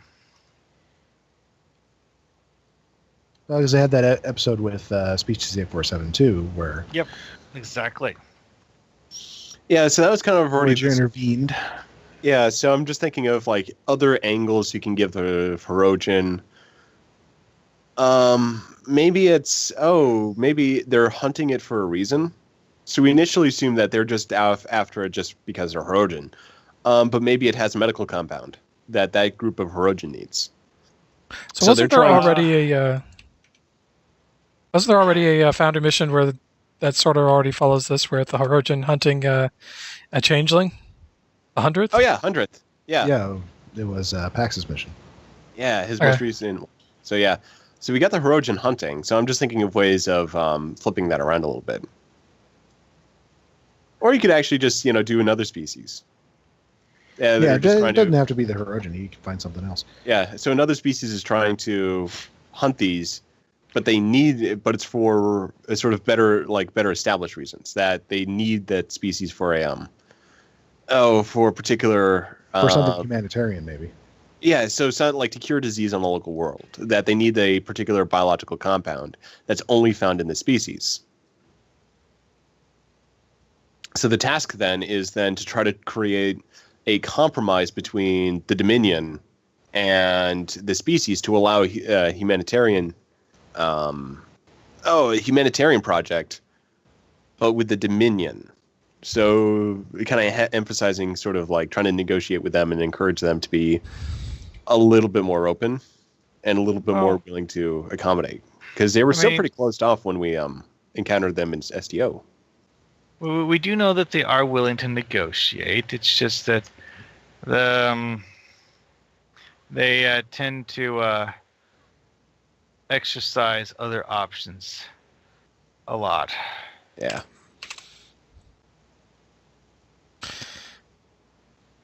So what was that species from early DS9? Was that the hunters that were chasing the Tosk? Oh, the hunters too. Ooh. But the thing about the hunters is that they were ritualized in that, so they only hunted Tosk. They could have been doing other things too. They only surely that's not their entire. Everything about their race is not that. Yeah, but they do other things. They do other things, but their hunt was specifically like it was very ritualized around the Tosk. But they could also have other things too, like other ceremonies that are performed by hunting other life forms. So you have the Tosk hunt, and then you have other hunts. Well, one thing that kind of caught my attention with that makes for an interesting story plot point is the way that the Tosk react, way that the one Tosk guy, anyways, talked about their society and culture, because he mentioned that in Tosk culture, not anyone else's, being selected for the prey in a hunt is considered a great honor, and that being captured alive is, kind of like, the whole thing with Klingons and being discommendated. Yeah. So in this one, though, you'd probably be focusing on the hunters, and we do have parts available for them in the Foundry. They were one of the... Maybe the Tosk have some kind of relationship with the spaceborne creatures. Well, the hunters used a similar outfit to the Jim Hadar armor, didn't they? Possibly, but I just know that we have their forehead and their nose piece, and you can replicate their eyes with the slit one, I think. What was the name of that episode? Captive Pursuit? Yes. Maybe. The Hunted? It's Captive Pursuit. That's correct. Woo, I named an episode. The Hunters. I'm on Memory Alpha here, the website, obviously. So it's kind of a two-tone red jumpsuit kind of a thing with a couple of bandoliers and some. We got bandoliers. Like boots. Yes, we do. I think you could make that.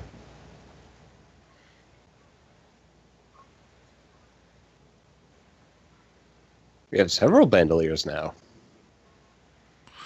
Some with guns on them. Eee.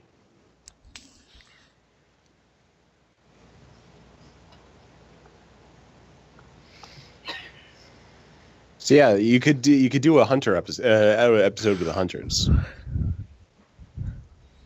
Maybe they've changed what they hunt.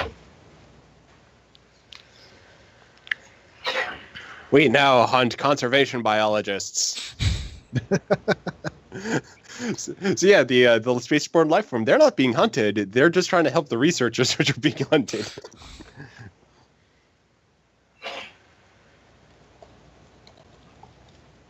Say, aren't you a research biologist or something like that?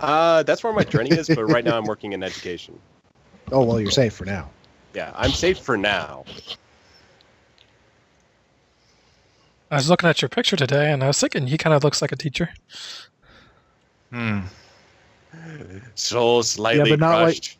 But not like one of those good teachers, but more like one of those ones who, ends up on the evening news after too long in the job.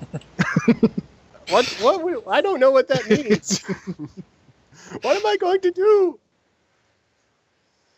So that center bit's probably where we're going to put our aquarium, right? That's the plan. For the Nenos.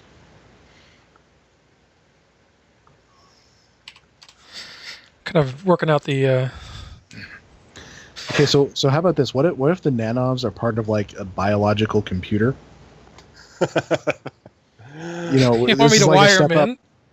This is a step up from the bioneural gel packs. They've got implants.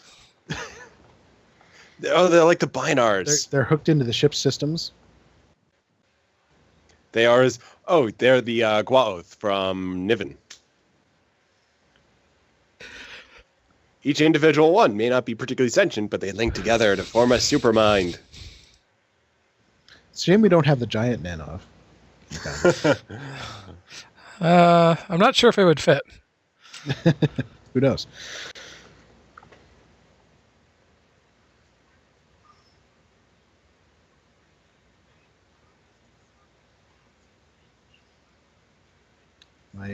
My Doctor Who knowledge is limited, but Johnny Snowball says nanovs look like Daleks. I thought Daleks were robots. They are inside the Daleks. The thing inside the Dalek is a little squid-like looking thing. There's a thing inside the... Yeah. Okay. It's not very big. Something that is easily made on a TV production budget and is a puppet. The thing inside the thing looks kind of, like the Horda, except with pink tentacles and stuff. Speaking of puppets, I recently rewatched the pilot episode of Babylon 5. It had a whole crapload of puppets. Oh, I gotta go back. All these puppet aliens that never showed up again. They never used them again. The only puppet they ever used again was the insect guy, who was not in the pilot. But yeah, I was like, wow, this is like, did they have Jim Henson for just the pilot and let him go? I don't know. Maybe they had to give him up to give him to Farscape. Budgetary reasons, I don't know. But it's kind of fun sometimes when you go back to a very early episode of a show that you've watched all the way through, and you see the things that they were trying out and then abandoned. The Star Trek had lots of those. Yeah, TNG was one of those where they just went completely crazy with that. Yeah, well, even starting out a TOS, show. Yeah, you TOS try out had lots of things. They had in the Cage. They had mobile artillery, like in Forbidden Planet.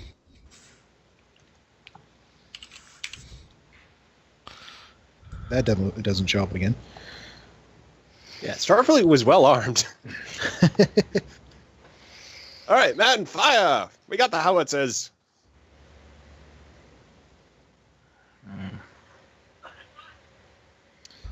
So I was asking on Twitter earlier this week about, what did cadets wear in TOS era?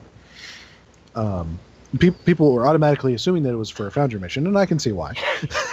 Oh yeah, but it was actually because I was just trying to get in my head what that would be like, because I was writing that little blog, or lore bit, or essentially fan fiction, for a Kobayashi Maru scenario of TOS era cadets. Probably a bit later than Kirk, but not up to the movies yet. And apparently, in one of the TOS episodes, they had showed a cadet, and he was it was basically a Starfleet uniform, but silver and shiny. I don't think. Yeah, I don't think he was a cadet. He may have just been an entity saying, "Hey, I'm a Starfleet cadet," just mocking the. No, it was what it was it was from the episode with the was a planet that basically gives you whatever you're thinking about.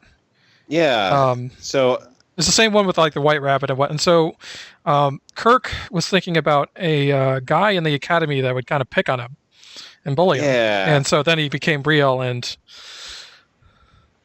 Okay. Yeah. So. Yeah. So we officially haven't seen.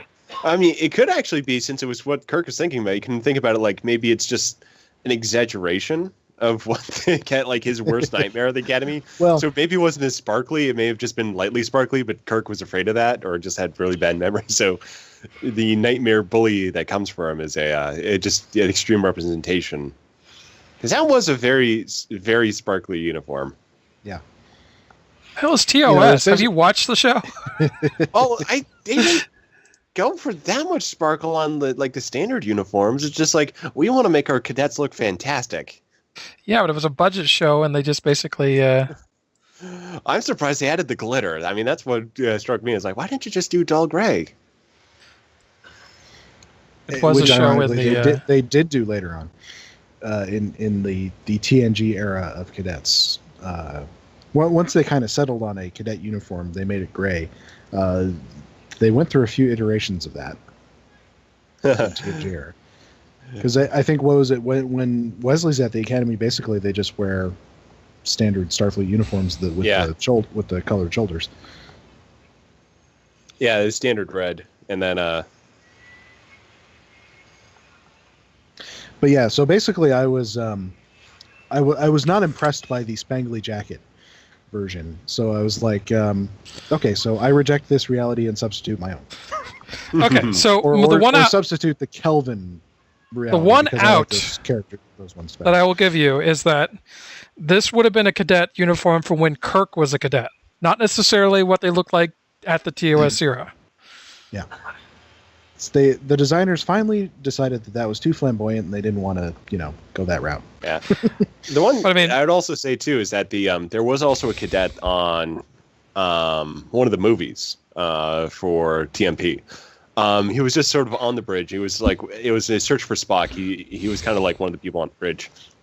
And what they did for they had a cadet uniform, and they had some of them in Wrath of Khan as well, because of course it was most of the crew were cadets.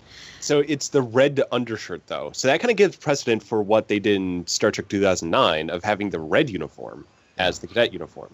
And then that also then follows into TNG, because the cadets had the red uniforms.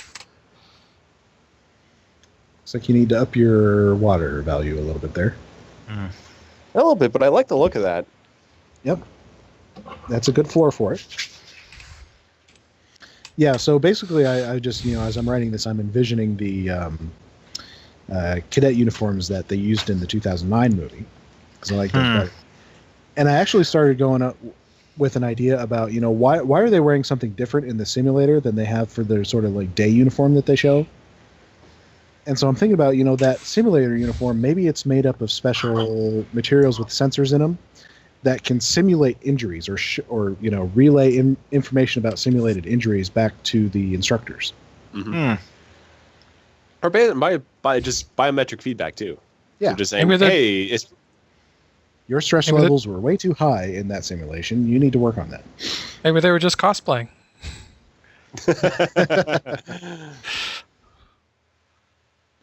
Yeah, Kirk had his crew make those uniforms because he thought it would impress the instructors. Well, maybe they just got a wardrobe for the simulator so they get to dress as real officers while they're in the simulator. Then they have to go put that. Yeah, but those didn't end up being the duty uniforms. Yeah, that you see when they're actually finally there's real officers on a real ship. Or maybe we have a generation situation. They're in the process of transitioning uniforms, and so you got people with both.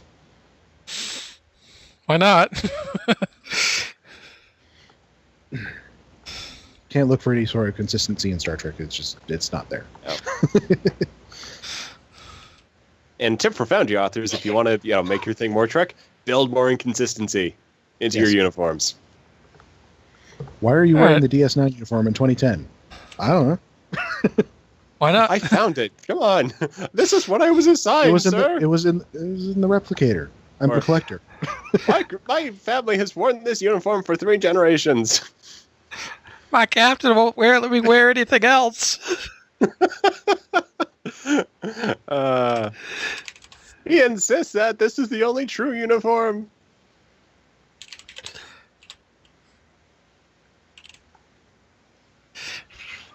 It says the new uniforms aren't canon. I checked. There's nothing wrong with the cannons. Is he saying we're going to be shooting people out of the cannons? We need the right uniform for it? Okay, so you remember there was actually an attempt at explaining why everyone was going to look different in STO, where they had something in I think it was the Path to 2409. Oh, yeah. It said Starfleet regulations have been updated to allow captains to choose their own uniforms. Yeah, that was part of it. I like that. That was a nice touch. It's a little, explanation. Yeah. Sometimes it's nice when there's just a little attempt to explain why there's inconsistencies there. Yeah. Although I did actually come up with a set for how to explain the color change between TOS and Next Generation. Like why they did that change from gold to red. And there's actually a way to have it make sense if you do it in stages. Well, because they had already changed the colors, when they went to the, first the pajama uniform and then the awesome red uniform. It had some color coding, but it was not anywhere close to what the TOS color coding was. So they already changed it. Yeah, so they already changed it. Then you just figured that, hey, they just created a completely new set. Yeah. The way you can do it as a stepwise transition is that you basically have engineering sort of basically says, okay, you guys are more important for running the ship, so we're going to put you into the gold command structure. And then that leaves Starfleet, like the security red shirts, as the only people in red throughout the whole ship. And they kind of feel alienated. Then there's morale issues and sort of ship function issues. So the way they reconcile that is to actually put the command officers in red to say, hey, we're with you guys. So you first get the gold moving out, and then the red moves in for the senior staff. So then the people captaining the ship wear red.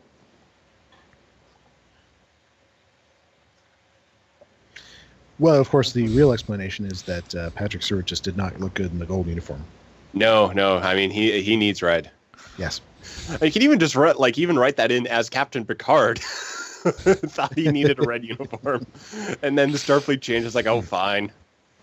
So I saw a funny video this week. Apparently James Marsters, who played Spike on Buffy the Vampire Slayer, auditioned for the role of Shinzon. Mm. And auditioned very badly. Ooh. He is a good actor. But, I think probably you would, if you asked any actor, there are going to be stories about an audition that did not go well.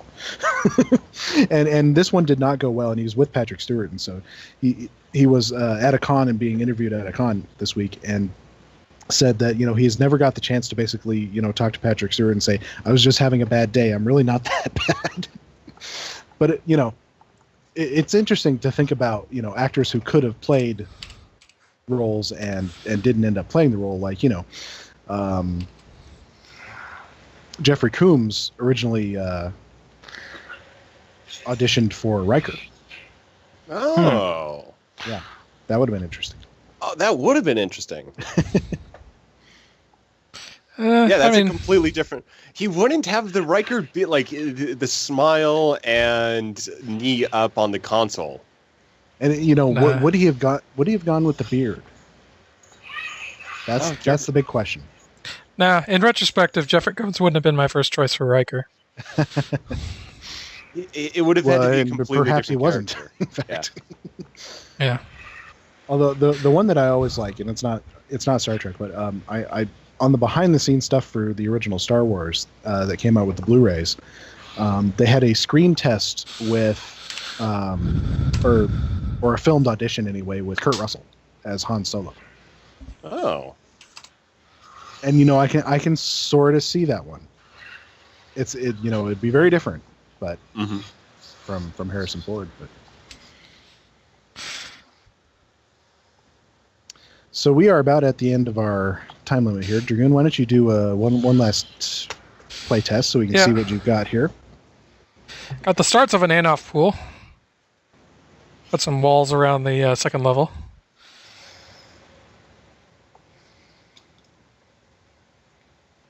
Hard part is really just kind of merging these two levels and making sure there aren't any seams. And it doesn't help that the none of the walls show up in the editor.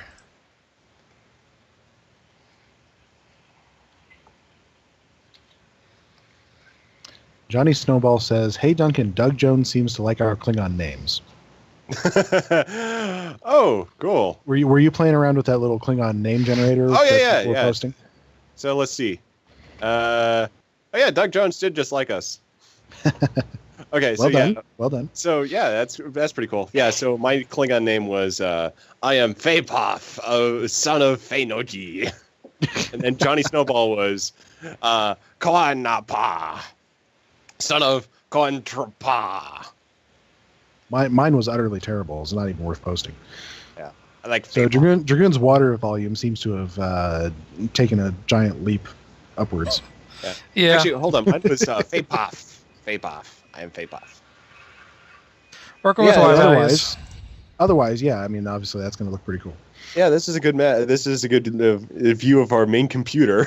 Yeah. The nanos turned out to be somehow superconductive supercomputers. Yeah, they've got just great nervous systems. But yeah, I'm going to say this might be... I don't know at what point we're going to jump the shark with this, but I just am loving everything that we're doing for this. I think jumping the shark is the whole point.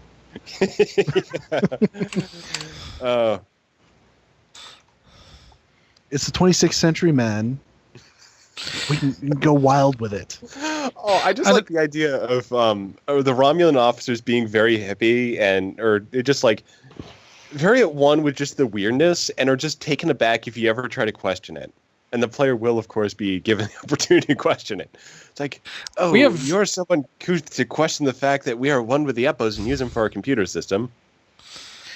We haven't done their uniforms yet, have we? I kind of did a concept. Yeah, you had one that was I thought turned out pretty good. Yeah, so I've got a few that I've been thinking about, so I can at some point link those off. Actually, if you I can get another link for the 26th century, my 26th century shared bucket. I do have a descendant of Tovan Khev. Oh, there we go. We definitely do that. Yeah, so descendant of Tovan Khev. No, he's not in there right now. Dang it. Okay, so I'll get him in there. I just had a really bizarre idea. What if not a descendant of Tovan Khev, just Tovan Khev, and it turns out he's immortal? He cannot be killed. I like that. Unfortunately, we don't actually have the Tovan, official Tovan parts. Oh, we can recreate him, I'm sure. Oh, we can recreate him. It's like... yeah. So, yeah, we could do that. Yeah. Tovan Khev turns out to be half Elorian and half Romulan. Well... There we go. There's my water. Sure. It's in the right place. Finally. After 3 tries. Well, one thing we know about Elarians is that they're actually a flesh and blood race, despite having abilities that allow them to tinker with that. Yeah, that's why I picked them and not, like Q or something. Yeah, although I have written that my Starfleet security a couple of my Starfleet security characters make it to 4.6 million years old. So, I mean, that tech has got it yeah, they're already pushing something. If I've got my people going in. Went with the Sona methods of extending life. I was thinking more like... So now he's Frankenstein's monster. Yeah, cybernetics and just biological engineering. So kind of more, think about like the Alachi. Like if the Alachi started tinkering. We can just, make a Tovan Khev costume and add machine parts to him. Oh, I would make Tovan Khev like full on Captain Jack, where he literally cannot be killed. He'll just wake up a little later. Yeah. Like maybe there was some experiment, or like when he was young, he was exposed to some kind of weird radiation, and it just constantly regenerates his cellular structure, and no matter what he does, he can't die. Or we could just not explain it, and then just for some reason, Captain Jack Tovan Khev, just for some reason, no one knows why he can't die. They've tried investigating, they can't explain it, so it's like Wow Bang or the Infinitely Prolonged. So he's Daniel Jackson. He just always comes back. Yeah. Just start making a joke about how many times he's died and it's not stuck. It's disintegrated once. Yeah, eventually floated back together. We could have him die in every mission and come back. His ship was destroyed 5 million years in the past during a temporal event, and somehow he still made it to the briefing the next day.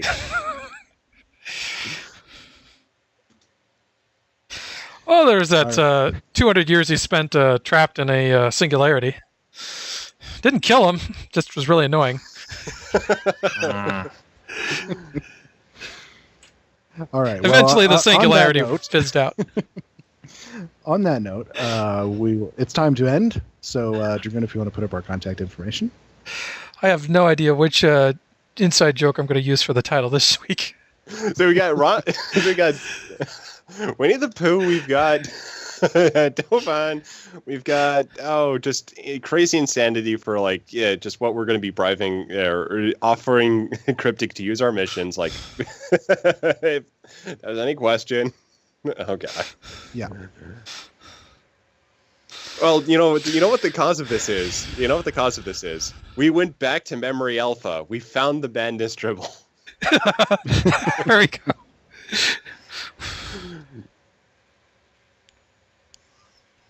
So anyway, our contact info. Contact information.